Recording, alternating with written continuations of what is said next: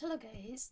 Do you know that plants are also sweating? Look at that. I don't know if you can see it. Yeah. The first one was already dropped and it will going to drop that one again.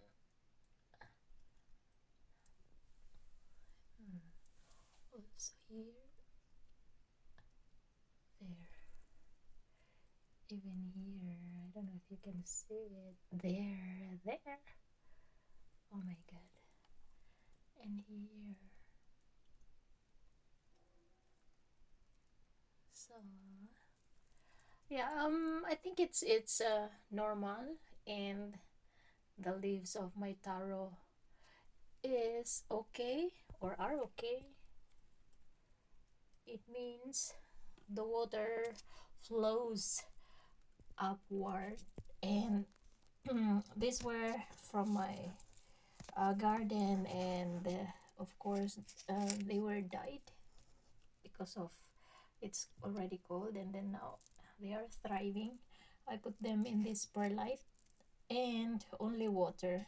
So I think that one is um healthy. And I also have here one taro. The leaves are not sweating. Look at that. And it has that patches like even this one. But this one does not have. Yeah, I think it's also with perlite and water. But let's see. Maybe it should be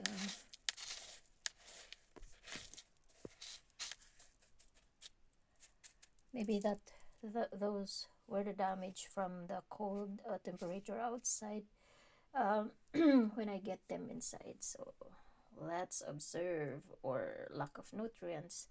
So I'm going to put um, nutrients in there somehow one day. Still enough water there, so taros can grow in water. That's what I know, and let's try uh, grow them in water.